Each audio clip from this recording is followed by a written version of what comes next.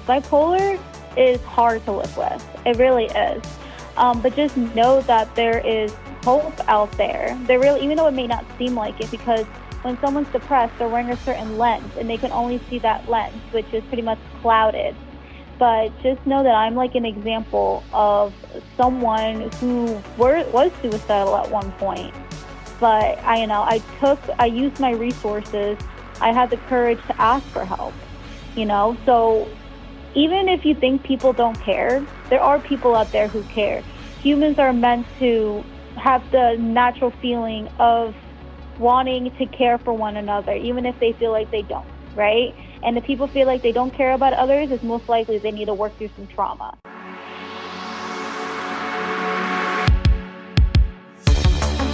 Welcome to OTR, Over the Rainbow, Achieving Mental Health for Real. This podcast offers hope to many people who needlessly suffer from mental health issues. Your host, Bob Adelman, brings you information on how you can recover from any mental health issue and achieve a happier life. If you want to know more, please check out his trailer. Bob's notes on today's show follows. In this episode, I sit down with Justine Rodes, host of the popular podcast Mentally a Badass, for a no-holds-barred discussion about mental health topics. Justine shares her journey with Bipolar II and how she's learned to manage it, while also reflecting on her experiences growing up with a mother who faced her own mental health challenges. We dive into a range of important topics, including anger management, ADHD, recovery strategies, and other critical aspects of mental health. As always, I tackle the issues head-on. From my soapbox, I explore why neurodivergent accommodations are often overlooked by mainstream media, and how grassroots movements on social media are stepping up to create real change. Now, here's Bob with today's show. Hello and welcome to the show, Justine. Hi, thank you so much for having me. Thank you for coming on. You're a host of a podcast yourself. What is that podcast called again?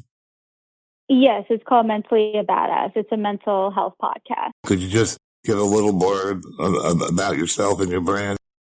Yeah, of course. So I am the host and founder of the brand Mentally a Badass. The brand originated from my personality and my challenges, and mental health was always very important. I also have a degree in psychology. So I was like, let me make some mental health videos. And then, so they didn't perform that well on YouTube. So I was thinking like maybe people will listen to me if they can listen to me like in their car or like when they're doing something. So I create a podcast. And then it originally started with just solo episodes, and it was going to be me just giving advice. But then people asked to be on my podcast. And I was like, okay, yeah, sure, I can interview you. We can talk about what you went through. And then as I kept going, more and more people asked to be on my podcast. So I was like, okay, at this point, we're going to make this interview based. This was back in 2021. Okay. And then, so I wanted to promote this podcast more. So my first thought was, let me create an Instagram account. So I created an account just for Mentally a Badass for the podcast.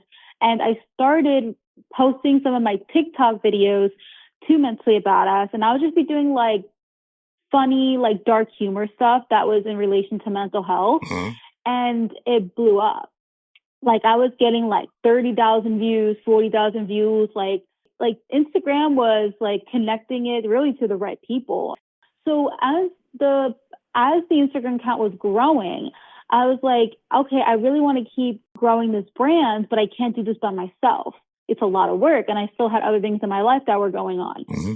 So I invited my friend Ariel. So she is also a co-founder with me. So we were doing that and growing the Instagram together. Let me actually take this more seriously. People like even saying like, I love this brand. It really makes a difference. I'm like, wow, I'm meant to be doing this. Also Mentally about a clothing line as well, like certain quotes and phases to put on a shirt.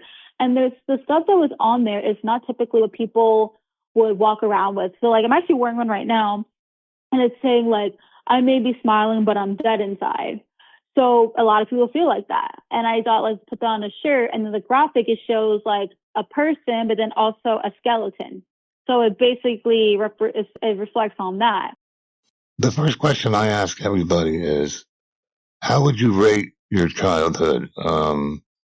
Would you say it was mostly happy, or was it sad, or was it in the middle somewhere? Yeah, that's a good question. So I mean, I would say that they were our happy moments, but um, and to be honest with you, there's a lot of moments in my childhood that it's kind of a blur. But I remember the trauma that I'm like currently, healing from. But if I rate it from like 1 to 10, I wouldn't say it was like horrible or anything like that. I think that I didn't grow up in a household where I didn't know where my next meal was, or I got like hit or slapped in the face. But I did grow up in a household where it was chaotic, and I did have a lot of like verbal abuse, emotional abuse. Um, so I would say that I came from that, but then also my like going to school and so I got bullied like very severely. So I would say that when it comes to like when my self-esteem identity was formed, I was belittled and hated by people at school, and then people like my sister and such. So, when did you first feel, wait a minute, this is more than bullying, this is bad, this is depression? When did you feel that started? Yeah, so I would say that I've always had feelings like anxiety and since I was a kid. But back you don't really know what this means, right? And then I would say sophomore year of high school was when I started like my depression was getting like bad. This was also the time when I was like self-harming, and I was just like, what is wrong with me? Like that was my thought process. It's like, what is wrong with me? And then I was able to go to my mom because my mom has her own mental illness and problems and such. And I know she's been going to therapy for like years and years. So I went to her and I was just like, Mom, like, I feel like I want to go to therapy. Like, I just feel sad. I think when my mom told me that, I just went up to her and said, I'm sad, something like that. So I would say like, I've had these feelings since I was a kid, but didn't really identify what they were until I was in high school. Okay. So, you're saying that you were diagnosed with bipolar II? Yeah, so first I'll just start. I was diagnosed when I was 17. That was after a self-harm episode when my mom Did you do cutting at all? Yeah, yeah. I know, it's very popular and it's terrible. Yeah, yeah. So my mom caught me like post self-harm because she like saw like blood and tissue in the bathroom. Yeah. So basically, she caught me and she said she wasn't even shocked. I was like, gee, thanks, Mom. But I think because she knew I was like depressed, but my dad was completely shocked because he's oblivious to mental health. He's better now, but back then he didn't really know much about it. So we went to the psychiatrist and he asked me a bunch of questions. We had a couple of visits and he came to a diagnosis of bipolar II. And I was like, oh, I did not expect it at all. But it also made a lot of sense. And the way that I handled my emotions and like with the self-harming and the extremes and the ups and the downs and such. And so the way bipolar II is that I would have more depressive episodes than mania. So bipolar II, they actually don't go into a full-blown manic episode, where those can be super dangerous. Like people who are in manic episodes can get arrested for things they will do, and they don't realize that they're breaking the law or doing this. So with bipolar II, I would be more down in the dump, that it would pretty much be debilitating depression. But then I also look at like hypomanic. And hypomanic is pretty much like a less severe version of mania. And how sad this is going to sound, but I like don't mind those episodes because like I get so much done. I get so much done, and I'm like in such a great mood, and my mood is just so high, and I'm like, life is great, I think my parents were both very bad. My father had very much what you're describing, where he was depressed a lot, but every once in a while he'd get giddy. So the whole house rested on how my father felt. And they were from WW2 era. So they knew zero about any kind of empathy for depression. What do you do currently to help yourself? In other words, are you on a special diet? Do you exercise? Or you pretty much don't do any of those things? Yeah, good. Good question. So I do believe in everything you just said. I can literally go on about like nutrition and physical activity and such. But I would say the main things that are pretty much helping me keep it together is my medication is very good at controlling how I handle, stress and such. But also like I noticed that the key really to help is community and engaging with other human beings. And I really am starting to get myself out more. So I'm pretty much going back to basics, if you really think about it, as human beings. Like all of us humans, we all need interaction. And so if you feel isolated and lonely, you don't have really any good connections, your depression is going to flare. So the way depression works is that I do believe it has a lot to do with genetics. I mean, if you're saying that you're going through depressive episodes and your dad has bipolar, that, can make sense. And my mom has severe depression, and my grandmother, I have a theory that she had bipolar, but like back then they weren't taught, like they didn't do any therapy or really anything like that. So we're really never going to know. And also she passed away, so I'm never going to know. But like based off of how she acted and how my mom talks about her, how she treated my mom as a child, it sounds a lot like bipolar. So anyway, so it's a gene, it's a sensitivity that we have. So basically that means you're more prone to it, right? So some people may get depressed easier. So if you're doing things like not eating right? Like eating McDonald's or like not exercising, not moving, just watching TV, just being on social media, all of this that you're doing is not originally how the human body should be living, right? When we were first born, we're supposed to be active. We're supposed to have our own tribe. Like that's how our brain works. So with the way the modern day is, it's pretty much sets people up for depression. So for someone who has the gene, it's just going to make it like 10 times worse. So I live by that, like that advice that like what I just told you. And I try to be, the first thing is self-awareness, right? So if I'm not self-aware that I have like I'm depressed or anxiety or my moods are like this, then it's like I can't do anything about it because I'm not self-aware, right? But so since I'm self-aware, I just like it takes me a lot of time to really have these coping skills and learn. Like I've been working on my mental health since I was 17 years old, and I'm 29 now. So I have a lot of experience, and I tried a lot of different things. I've been in therapy a lot, different meds. What do you think works the best? I mean, I'm not that good in one-on-one therapy. I'm much better with groups, and also my medication is so important because when I grew up, I was not unhappy. I was a happy type child until I hit that brick wall of OCD and ADHD, which I had all my life. But I didn't realize how weird I was.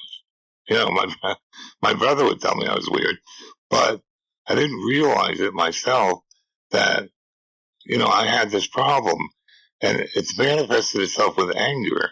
I don't know if you have a lot of anger, but when I get to a situation, let's say I'm at the airport trying to get tickets, whatever, I will blow up at people.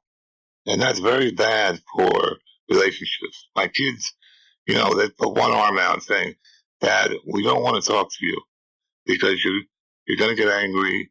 You're going to make this into something big that it isn't. And so I have a lot of anger issues. Do you feel that you sometimes blow up at people? Yeah. So first I want to say I appreciate you being, very open about that, because a lot of people would think very negative of, they only see one side. So if you're blowing up on somebody, they just think, wow, that person, like, we don't want to be around them. They're so miserable. Like they think of things like that, which is not, it's not good. Because I'm sure you don't mean to be like that, right? So no, yeah, it comes from frustration, ADHD, and depression, like all of that. So yes, I do have anger problems if I'm triggered, right? But I try to identify what my triggers are. So if you have OCD and ADHD, you really kind of have to think, what is what is your trigger? Think of that moment where you're getting very, very angry, right? And then try to think like, okay, what just happened in the last 5 minutes? You know? I think it's because I can't handle the situation. My mind is not capable of thinking of certain details. And also, I get to a point where I'm so frustrated that if I don't get angry, I don't know what would happen. So it's something that I could feel it coming on, but I just can't stop it. It just keeps going. And somehow I have to learn to stop it because it really damages relationships a lot. Mm-hmm. I mean, my children and I are not getting along, and a lot of it has to do with a couple of times where I exploded on them, and they don't want to take this anymore because they got some of it growing up. Mm-hmm. So I'm trying to work on becoming a better person, but when I get into these situations, I just don't know how. I just have to explode. So it's so important that you are aware of what you're doing, but also find some way to stop it. Yeah. So this is what I recommend. If you're feeling that anger coming along, let's say you're triggered and you have people in the room with you, you have to leave the room. You have to to pretty much take yourself out of there, go into a room, let it all out, and also understand that it's okay to let it out, and to also just, because it seems like you're getting frustrated that you don't know how to handle the emotions. And a lot of that happens if you don't learn, like if like past generations, like they never taught you how to handle emotions, right? So, and that's not, exactly. and that's not your fault. So you gotta have to like think like, this is not my fault. Remember that. But this is an opportunity for you to learn these skills, and you learn these skills based off of like therapy or coaches, or actually, we can talk about this after, but I think I'm actually going to work on doing coaching for people who are actually like in your situation. So, and I'm looking to do free sessions so we should talk about that. We can solve everybody else's problems. But we can't solve our own problem. And I think one of the important things when you have depression and you're overwhelmed is to get out of yourself. Somehow get out of yourself, either by helping the poor or just realizing that you're not the only one and that other people have problems. And, we're quick to try to solve other people's problems, but we still have our own to deal with. And if we can't get out of our own heads, then we're in big trouble. And I think there's lots and lots of people that are just consumed by their depression and their anxiety to a point where all they think about is themselves. That, what's going to happen to me? Am I going to get anxiety? Am I going to get depression? What about me, me? And they don't have the foresight to go and try. I mean, this podcast is so important to me because it does exactly that. It takes me from my all-knowing, I know about depression, and humbles me to a point where, wait a minute, let me listen to these people because they have it worse. I guess my point is people really have to step out of themselves and not just try to solve other people's problems, but be there for other people to say, you're okay. There's nothing wrong with you. You're going to get better. I feel your pain. All of those things are so important, I think. And that's why I respond to group therapy more than I do to single therapy. Because everybody in the group is depressed, and everybody knows what it's like to be depressed. And, if I had to recommend it, I would recommend everyone go to some kind of maybe a 12-step group and just get outside of yourself, share what's going on with yourself, but then try to help them by being on their side and saying you're okay and, saying that you're not crazy and all those things that people want to hear. I think it's important that people do that. Yeah, I totally agree with you on that.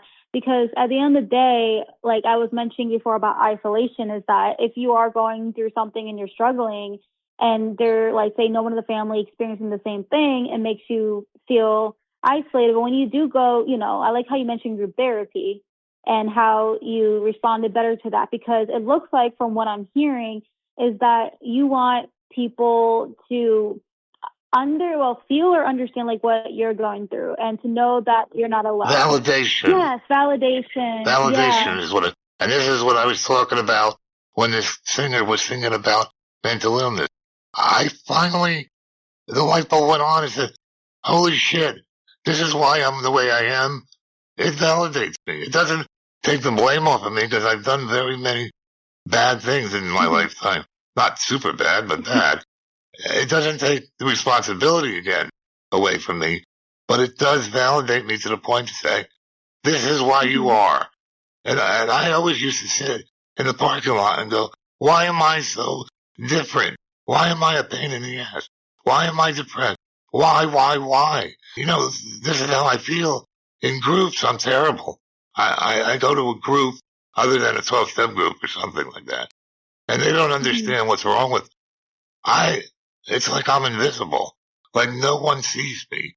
Even though I'm 6'7", 400 pounds, no one sees me in a group. And I still to this day have that situation where I'll get into a group and I don't know when to talk. You always wait for a break or something, but everybody beats me in because they know when it's over and I don't. So, it's very difficult to pursue relationships when you can't get along in groups. I don't know a way to get along better in a group. I just don't. And, I have that and it alienates me. I don't participate in groups. I don't go to church or anything like that.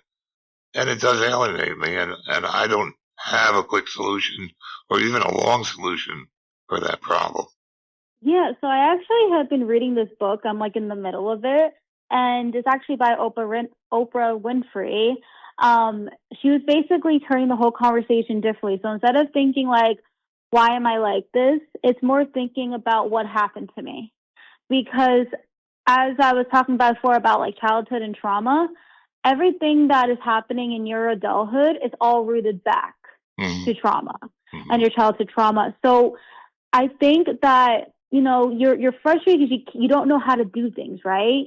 But, you kind of do have, if you want to understand why you're having a hard time communicating, why are you having a really hard time with depression? Yeah, you, of course, are going to get depression from being frustrated, but depression is deeply rooted to your childhood as well. And then also just what happened, right?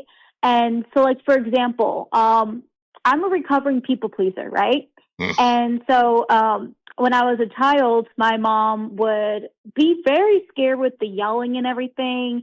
And I always be like disappointing her and, just all this stuff, right? So when your caregiver, when you feel like you're not accepted or loved by your caregiver, you're going to bring that to your adulthood.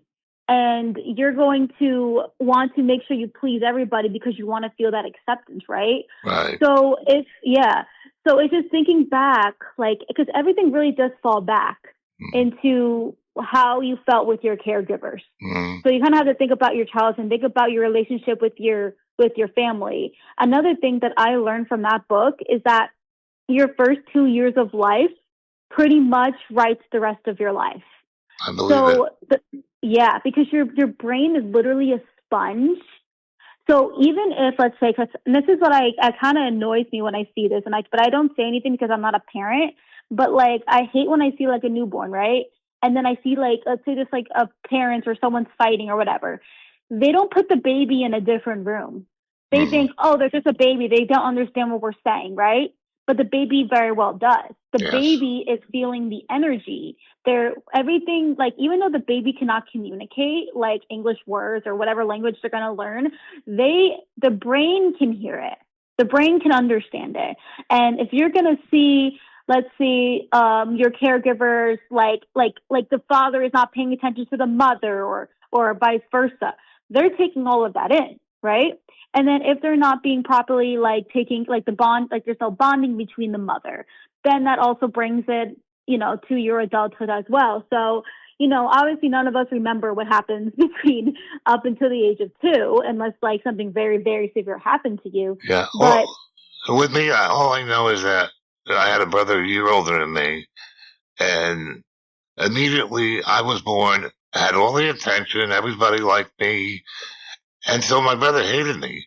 And my mother would say he would trip me when I was trying to walk, things like that. So talk about 2 years. That's probably 2 years where I didn't understand. Well, at 2 years old, I was being bullied. So, and my brothers to this day are bullying and dominating, and I don't know any way to change that unless maybe I stand up to them more. But it's just my whole family was starving for love, and they weren't getting it, and so everybody was in competition for who's going to be the best son. My sister is somehow bypassed the bullying stage, and but it's very hard when I go to functions and my brother dismisses me. Like, whatever you say doesn't matter. Whatever you say is not right. Well, I know everything. You know nothing. So it was a constant bombardment. I call it the perfect storm of this type of abuse mixed with natural, like you're saying, natural depression. So by the time I hit 11, I was gone. I was lost so badly. To this day, I haven't recovered from that. And of course, you get the PTSD stuff, whatever you say, PTSD. And it's just like, I don't know what to work on next. There's so many things that have kept me down over the years. And I just don't understand where my path leads. Why, for instance, why is this happening to me? Why do bad things happen to me all the time?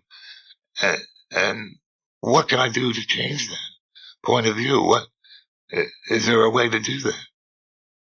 Yeah. Well, the biggest thing is connecting with people who is, good energy for you and good influence. One thing I do want to go back on when you're talking about your brother, because my relationship with my sister is literally the exact same way.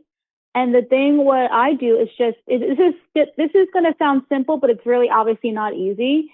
It's just making peace with that your brother is just built differently, right? Just has a different brain. Some people just don't have the mental capacity to be able to sympathize with another person. It doesn't necessarily mean that like they're bad people. It's just that they have different brains, right? So if you have a neurodivergent brain, your brother could have a neurotypical brain. Very typical. I mean, he was an anti-me. Whatever, as much as I was diverted, he was normal. Yeah. And I always thought he was weird. And then I found out, wait a minute, I'm the weird. I'm the odd man out.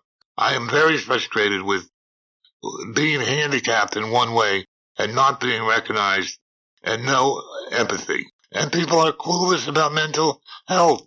And that's the most important health there is. What else is there?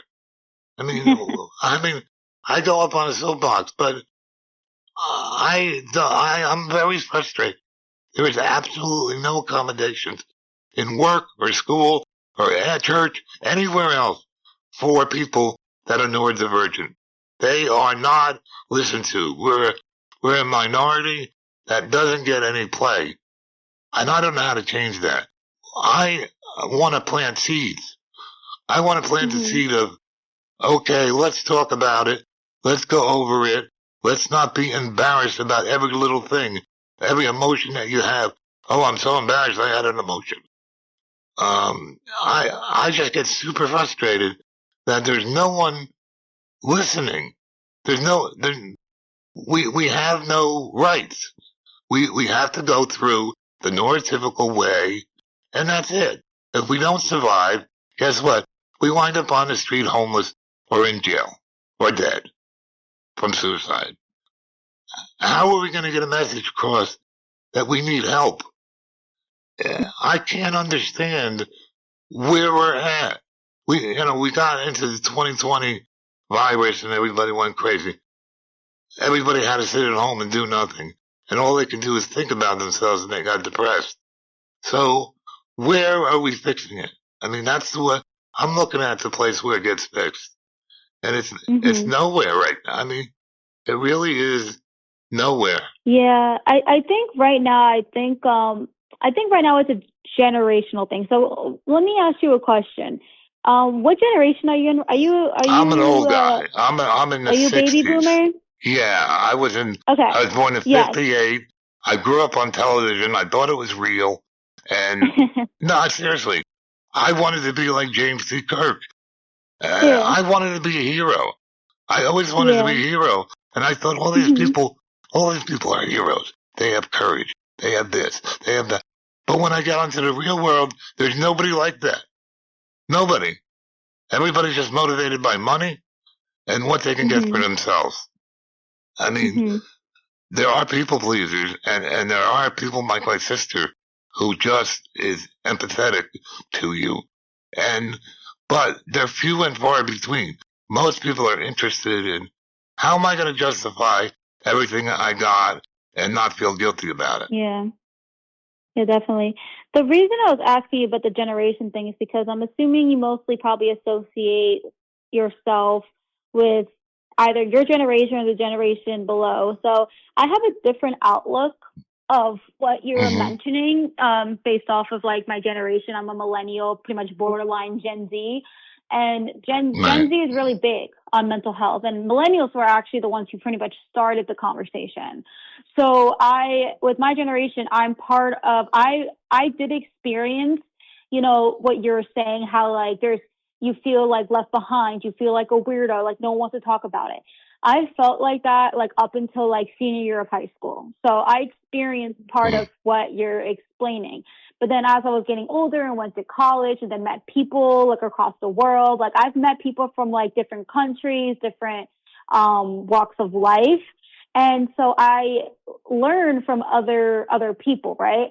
And there is like I don't know how big or much you are on social media, but there are a lot more conversations on social media. Oh yeah. So Yes, so like people are getting this conversation going. But the thing is with your generation is that when I do associate myself with people in your generation, I get frustrated. Just like what you were saying. It's a generational thing. See, my mother, I don't get frustrated much with her because like she's like literally when I'm talking to you right now, my mom has the same, like everything that she says, you're saying right now. And it's like, I kind of feel like I'm talking to my mom right now, but my mom's I think she's 60. Yeah, but she doesn't listen to rap, right? Yeah, she's in her 60s. She's in her 60s. And yeah, and she struggles with her mental health. And then like people in the family, they just don't get it. And they're like, oh, she's so miserable. She's so dramatic. She's so problematic. Like I was brought up hearing that all the time. And my grandmother, her mental health was way worse. So I grew up hearing all this negative stuff about my grandmother. So my look at my grandmother was thinking, oh, she's a horrible, miserable person. Like that's what I thought as a child, right? Because your opinion is literally the people who are around you. It's their opinion, right? Because you're a child, you don't really have an opinion of your own just yet. But then when I became in high school and my brain would start being able to have a mind of its own, I started feeling certain ways. I was like, my grandmother's not crazy or miserable. She just has severe depression and she didn't have anybody in her life to help her. She didn't go to therapy. She didn't work on her mental health, right? And so she's going to come off like a miserable person. You know what I mean? And so it's... Yeah, I live it. Yeah. I'm living it. Exactly. A lot of people don't like me. You tend to be rude sometimes. You tend to interrupt sometimes. So I know that people don't love me right away. They got to get to know me, and then they love me. But, this family thing, I mean, my children don't want anything to do with me. And I don't have everything that they have. I don't have the typical brain. And they will not accept, they just won't accept me. I'm just, not included in that tribe. And that hurts to the core, to have your children who you loved and cherished, and you did all these things for them, and then to come back and see nothing. You know, I would go to my grandmother's at least once a month, and we'd love it. You know, she had a color TV. We watched the Wizard of Oz in color, and now they don't have that. It's not there. I don't know how times have changed, but in my opinion, they've changed for the worse in some ways, where people used to connect, not just on social media, but in real life. It's all changed. We are not connected. We're trying to get reconnected through the internet. But what does a normal person look at? Let's say somebody doesn't have these skills to analyze what's going on with them, and they think they're crazy, and they think they're bad. What do? They shoot people, or they shoot themselves, or both. So until it makes it to the mass media, I don't know how this problem can be resolved. I don't know who's going to step up and say, these people need some help. Because when I go on my walker, everybody's anxious to open the door for me and be nice to me. But with my problem, they're not. They're like, oh, tough it out and you'll get better, and that a boy, go get him. And that's not enough. We need more. And that's what I cry out on this podcast for. And I'm encouraged by the younger generation. I'm encouraged that things are happening, but I don't know when it's going to become an important topic. When? That's the thing I don't know. I felt like it was talked about a lot more like during the pandemic, where people had to stay home. So when, like I was mentioning before, if you're home all the time, you're going to start feeling those feelings of depression. So it was a pretty hot topic around that time, that, now the general public is back to, how things were before the pandemic. So the conversation from mainstream conversation has slowed down a little bit. But, there are people that are celebrities that do talk about mental health. For example, like Selena Gomez, she has bipolar and she talks about mental health. And then there's like Demi Lovato. So there are celebrities out there that do talk about it. But everybody's perception is that it's bad. That person is bad. Look, he went in and shot people. He's bad. They're good. It's binary thinking. This person's good, that one's bad. I mean, if you look at how am I going to have a peaceful, nice life? How are we going to be civilized? Mental health, that's the answer. I don't know what else to say. That is the answer. And if you're not working on your mental health, then it's really you're part of the problem. I mean, I don't know how to get through to my kids even. Maybe I get through a few people on this podcast, but where and when is it going to become mainstream and it's going to become important? Yeah, you're totally right. And then what you were saying back with like mental health should be more important than physical health, because they all interconnect. So it's like if you have bad mental health, you're going to most likely have bad physical health, because the stress and the depression, it takes a toll on the actual body. So a lot of people, when you go to school, you go to gym class, right? But it's like you're missing a step, right? You're missing a step. But they don't do mental health. And, the reason reality that they don't do it is because they don't understand mental health. They don't get it. Well, they're ashamed as well. Everyone is ashamed of their emotion. Even today, I go on, oh, you really are open. You tell us what you feel. Okay, that's a start. When are other people going to do this? When are people going to realize that they have emotions and how they handle it is not good enough right now?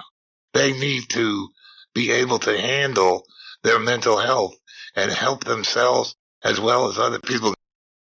And until we get to the day where somebody stands up and says, mental health is the number one problem in this world, period.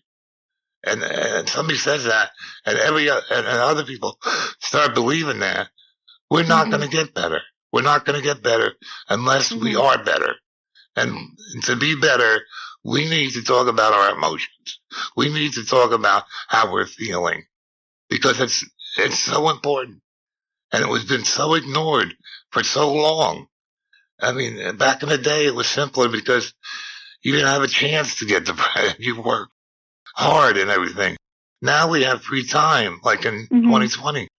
Now is the time for us to wake up from our dream world of going to work every day and just becoming a rat in the rat race.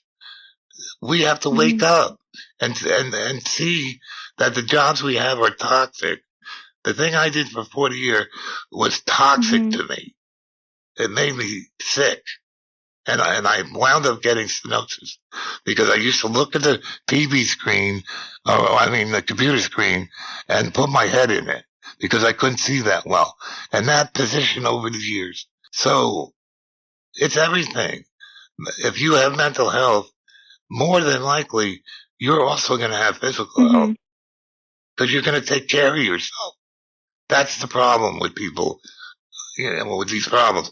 They don't take care of themselves. They view themselves as nothing, as bad, as depressed.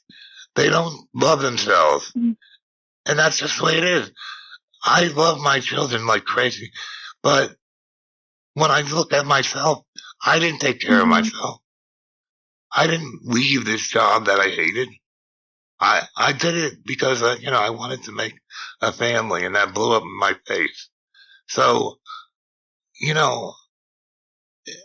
it's so important that I don't know how to express it correctly because, we're not on a good course. We're not. It needs to be deflected and it needs to change. Everybody's perfect, but then the world is not. How come? If everybody's so smart and perfect, why is the world so effed up? That's the question. Yeah. And most people don't see it. They don't see what happens in other countries and the horror stories that come out of there. They don't see it unless they go to Vietnam and fight, and then they come back with the PTSD because they're now seeing things that people were not meant to see, and it damages them. And again, then they would go to the street or drink or do drugs rather than admit that they have a problem. Yeah, I know they don't see what happened before the drugs because people don't just wake up one day and be like, I'm gonna go do drugs. Like, you know what I mean? Of course. People do drugs and they just want to get rid of the pain. And going back to what you said, it's like if you don't know how to handle, if you don't know how to handle the anger or the pain, like you don't have any healthy coping mechanisms, you're gonna go to drugs because drugs, the pain will go away temporarily. So or cut it. Harming yourself. Yeah. That's a major problem. I spoke to somebody in New England. They say they bring them in because they cut themselves. They say, well, if the cut's not too deep, then just take them home and take care of the cut. That's what they tell them. That is what they tell them. Listen to my episodes, Amy, if the cuts are not too deep. That's the name of the episode. And this is what they do. So it's terrible. It's terrible in other countries. Philippines, I listened to one Philippine woman. She's still calling them shrinks. We don't have any shrinks. Who even created that name? I don't know. They're not allowed to have psychiatrists because they're in class. They're in the wrong class. They're not in the upper class. So she has severe depression and has no recourse. I'm not encouraged by one or two stars saying, okay, I got a mental issue. I'm encouraged when hundreds of them say it. I don't know. I don't mean to be negative, and I wish there was more hope that I could see. But I am really concerned about my grandchildren. I mean, they might live to 102. And who wants to be miserable that long?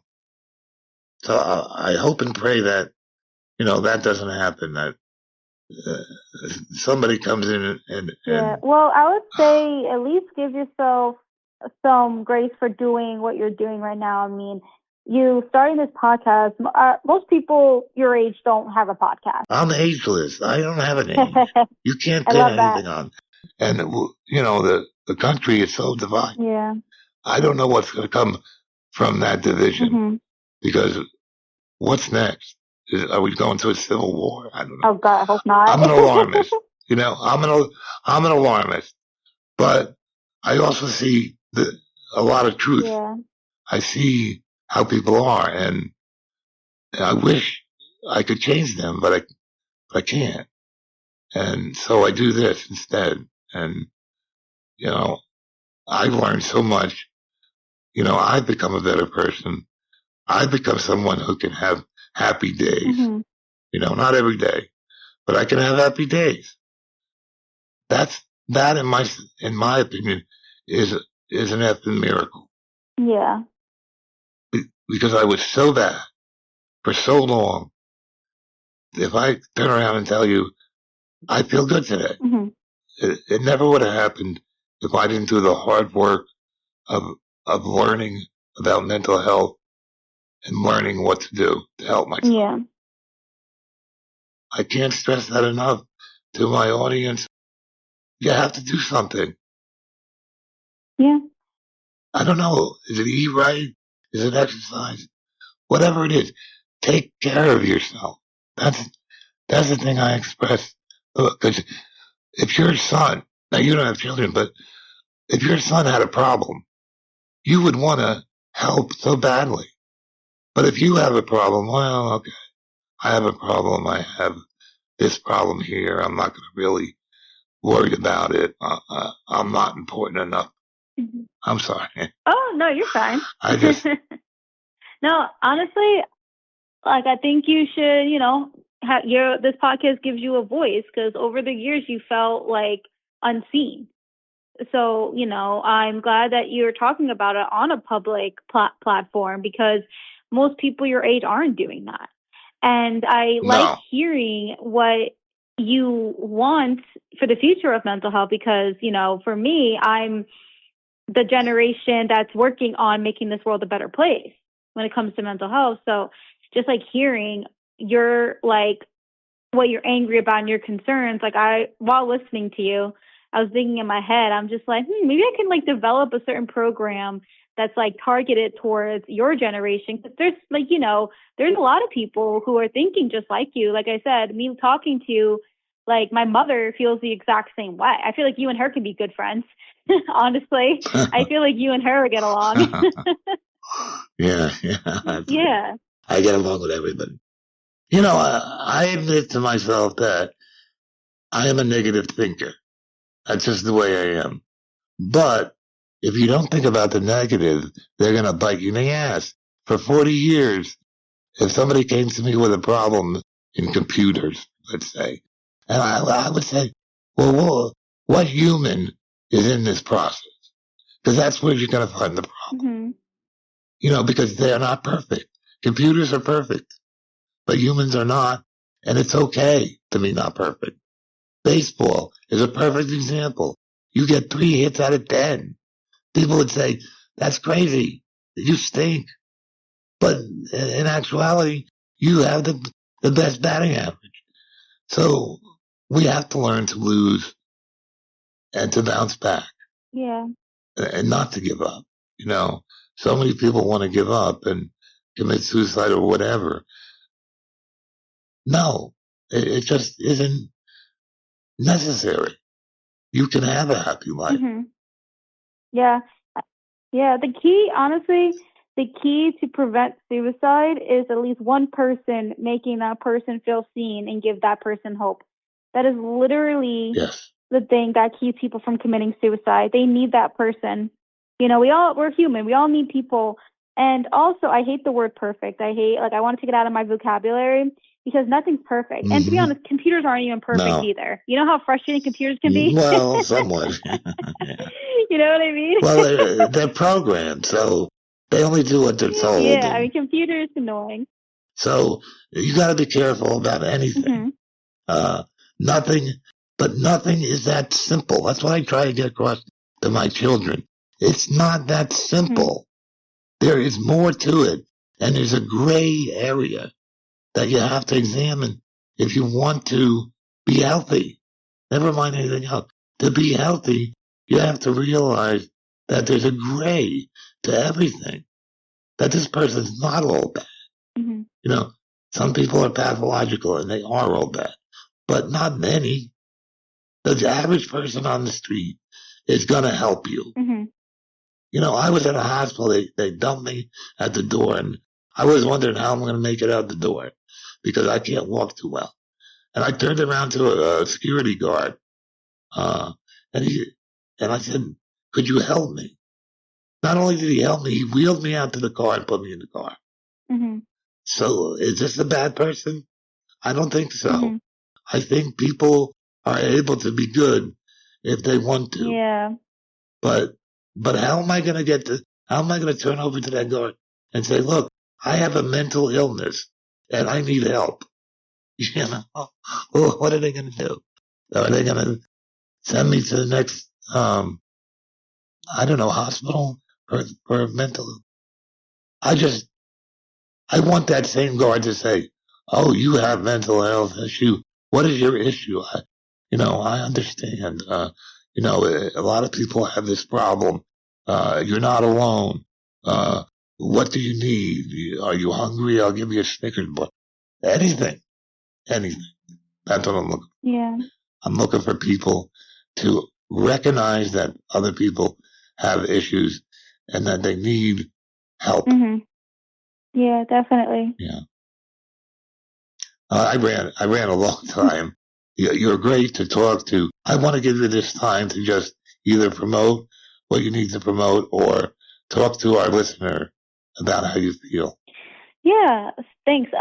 So let me see where I can start. So just for my listeners to know, I am doing really well right now, but it took me a lot of years to get where I am today. So if one of your listeners going through, let's say, living with bipolar and struggling, because bipolar is hard to live with. It really is. But just know that there is hope out there. Even though it may not seem like it, because when someone's depressed, they're wearing a certain lens and they can only see that lens, which is pretty much clouded. But just know that I'm like an example of someone who was suicidal at one point. But I used my resources. I had the courage to ask for help, so even if you think people don't care, there are people out there who care. Humans are meant to have the natural feeling of wanting to care for one another, even if they feel like they don't, right? And if people feel like they don't care about others, it's most likely they need to work through some trauma. So I would say that. And then also, like what I do is I do have a podcast called Mentally a Badass, and I interview people from different walks of life. I interview people who have like heart-wrenching stories, but also have wisdom.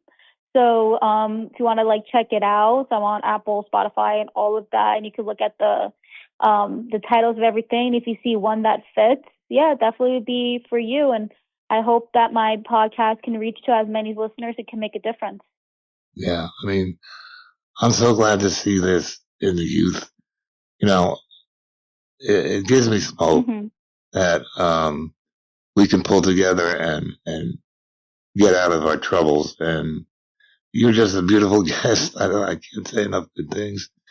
I hope maybe we can talk in the future. I hope that your life is a happy one. I think you're on the right track to that. And I wish you a lot of luck with your podcast. And thank you for coming on, and thank you for being patient with me. Yeah, absolutely. I appreciate you letting me come on your podcast to, talk about my story. And we'll definitely keep in touch. Take care. Bye. Bye.